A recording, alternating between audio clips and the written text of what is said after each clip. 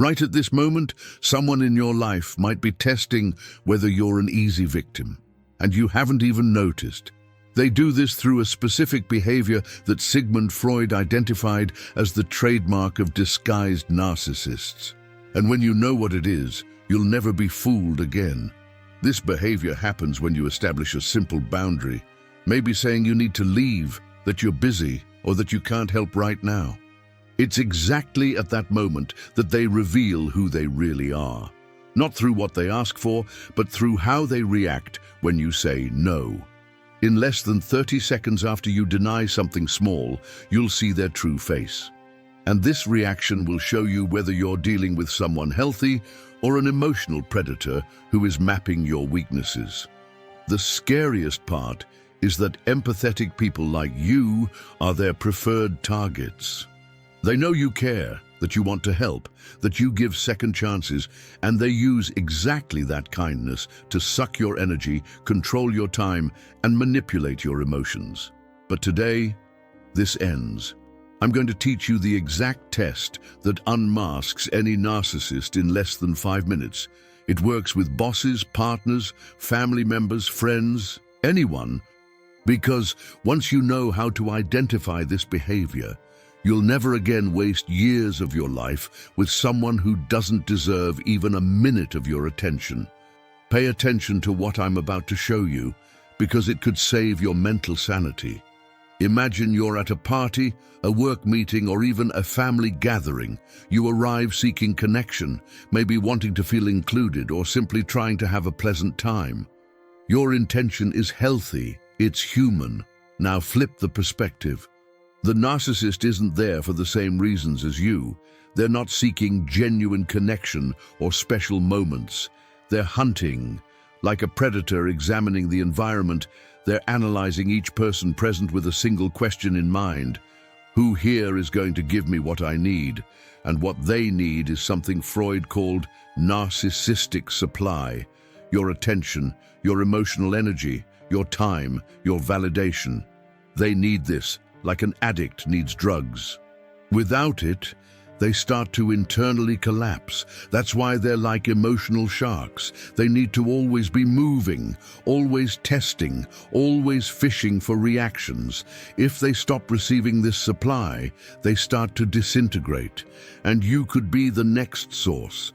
The difference between you and them is that you enter a room thinking, I hope to meet interesting people, while they enter thinking, who here is going to feed my ego?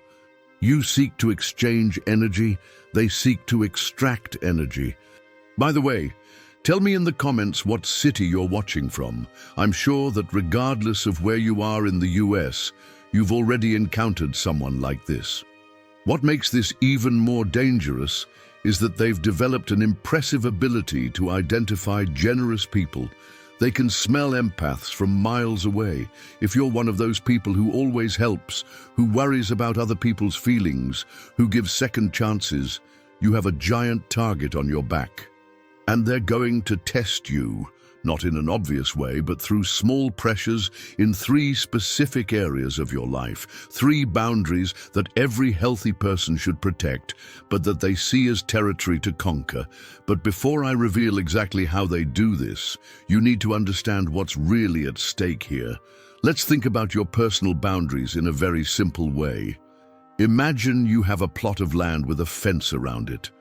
Everything inside that fence is yours. Your energy, your time, your attention. Everything outside isn't your responsibility. A healthy person respects that fence. They might ask to enter, might make a request, but they accept when you say no. But the narcissist? They see your fence as an annoying obstacle that needs to be torn down, and they test 3 specific boundaries, always in the same order. First, they test your time. Second, your attention. Third, your emotional energy. And they do this in such a subtle way that you don't even realize you're being tested. The time test is the most common. They wait for you to establish a small limit. Maybe you say you need to leave early, that you have an appointment, or that you can't help with something today.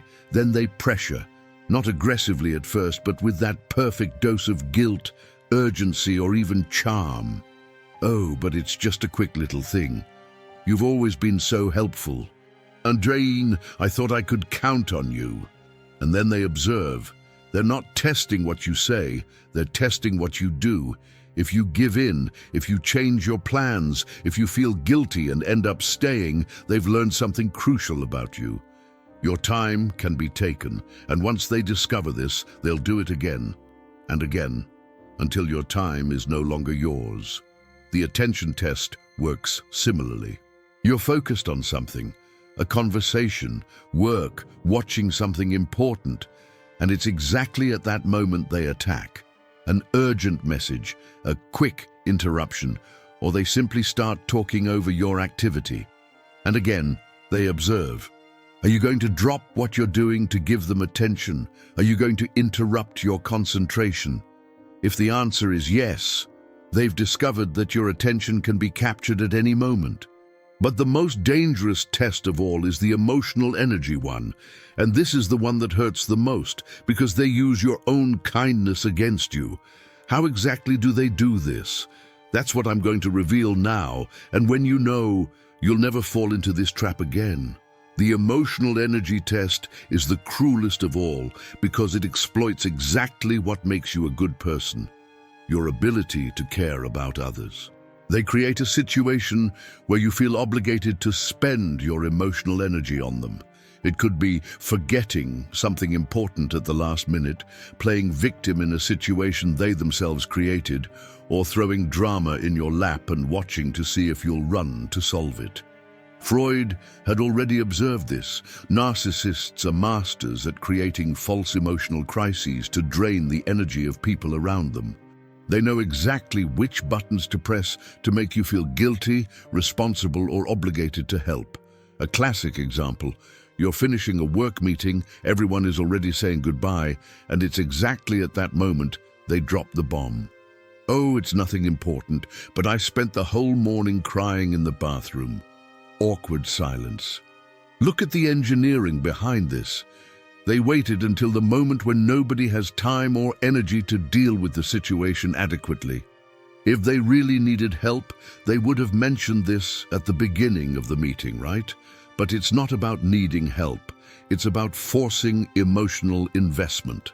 Or that situation where they forget something super important right when you're leaving, and they stand there with that helpless look waiting for you to offer to solve their problem.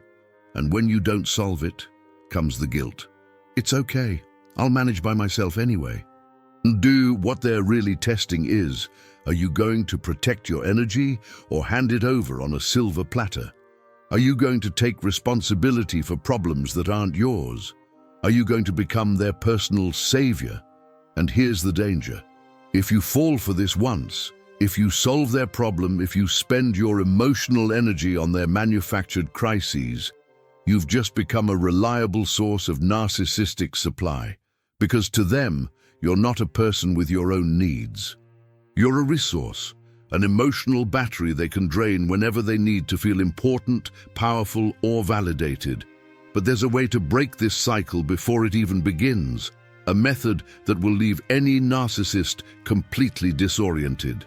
Here's the secret that can change your life. When you don't want someone to cross your boundaries, you need to say no with behavior, not just with words. Most people think that establishing boundaries is about saying no.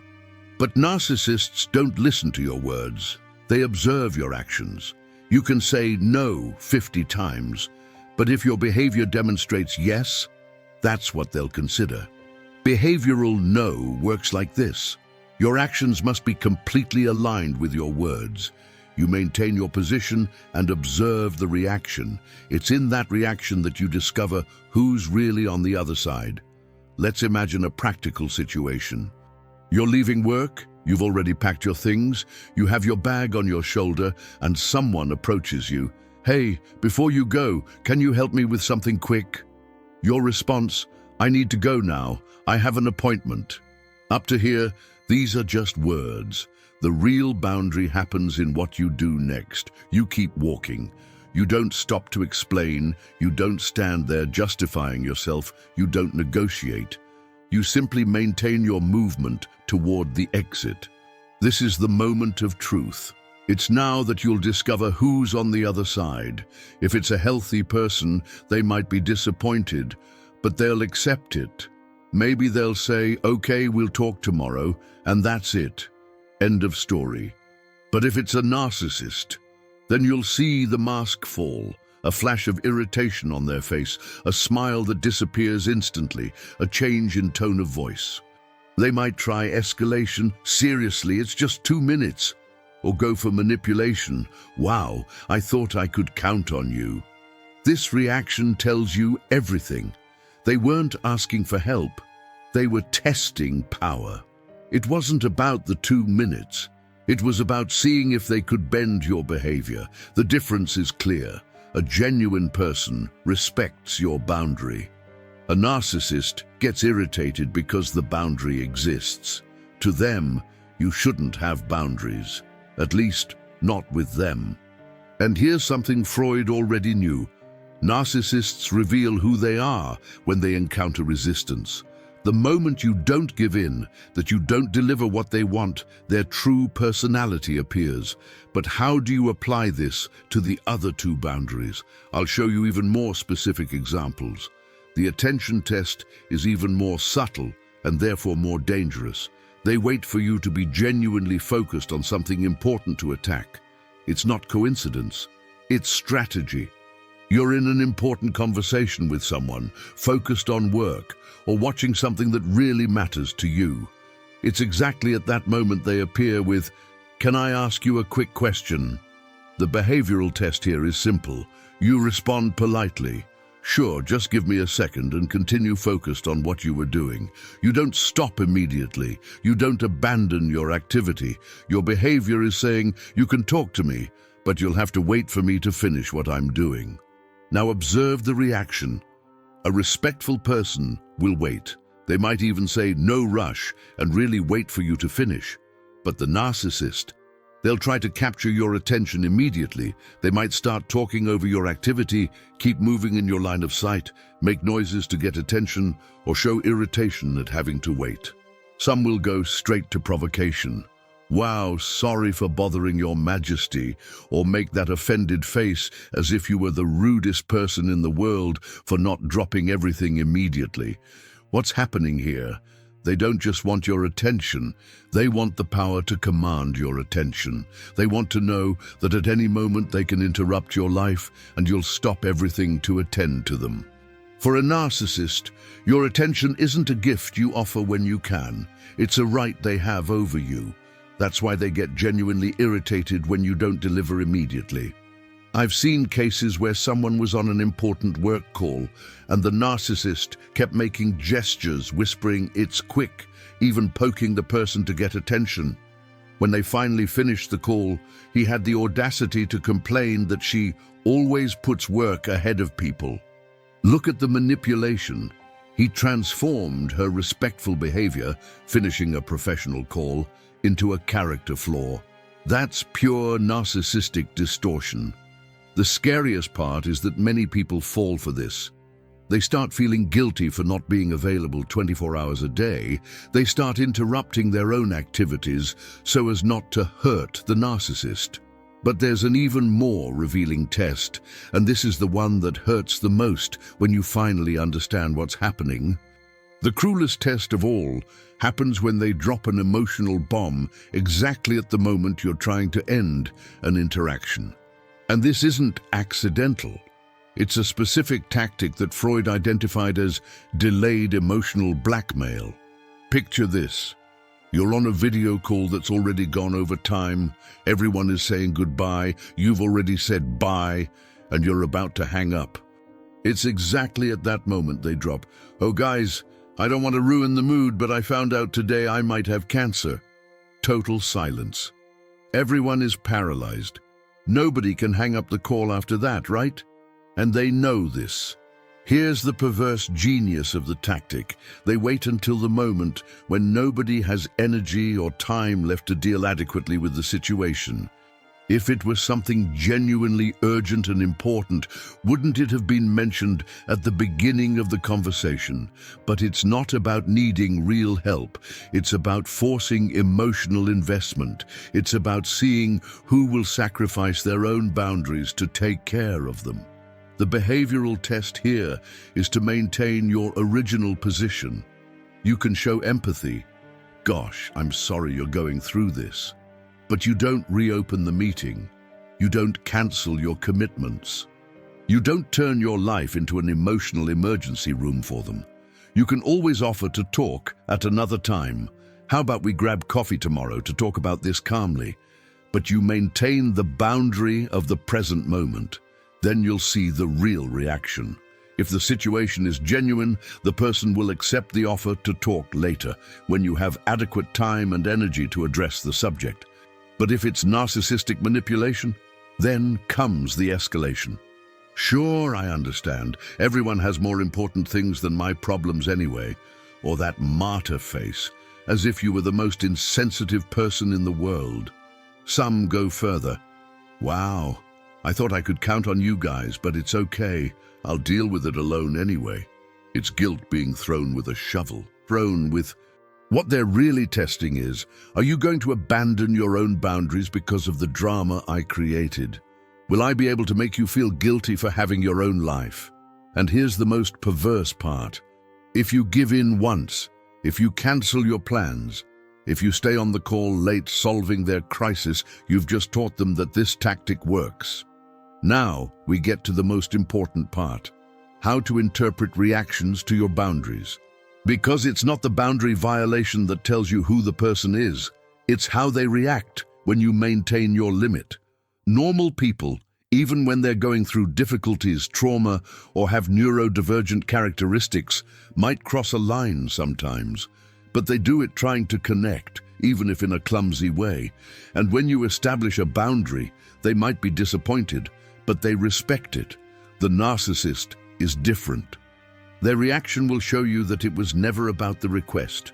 It was always about power.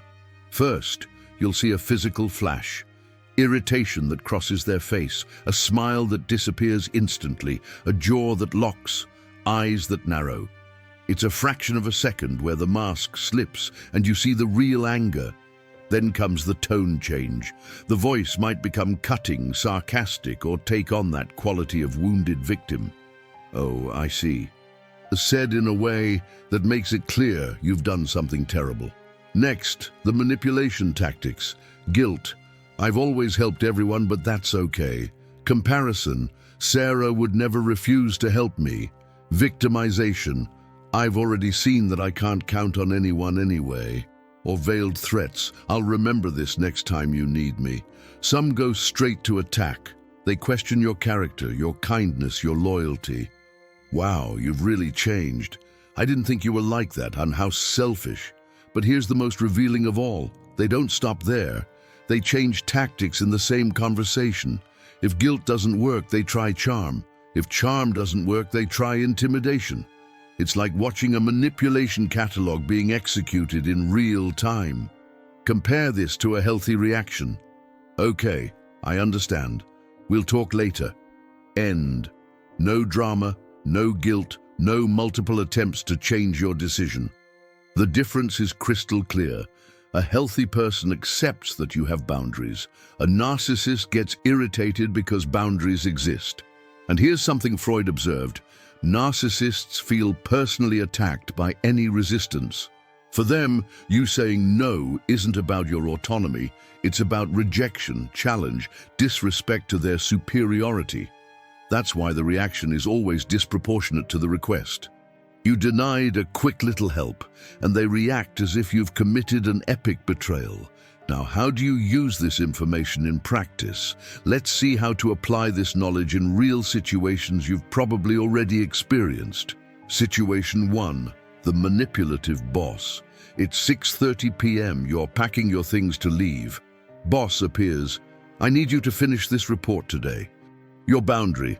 I won't be able to finish today. Can I deliver it first thing tomorrow morning? Behavioral test. You continue packing your things, maintain movement toward the exit. Typical narcissistic reaction. Seriously? I thought you cared about this project. Sarah would stay late to finish it. Guilt plus comparison plus questioning your commitment. Healthy reaction. Okay, I understand, but I need to make sure it's on my desk at 8 a.m. Accepts the boundary, establishes clear expectation. Situation 2. The energy vampire friend. You're watching your favorite show, finally having a moment to relax. The phone rings. It's that person who always calls when you're busy. Can I call you in an hour? I'm in the middle of something here. Behavioral test. You don't answer other calls. Don't keep texting. You really resume your activity.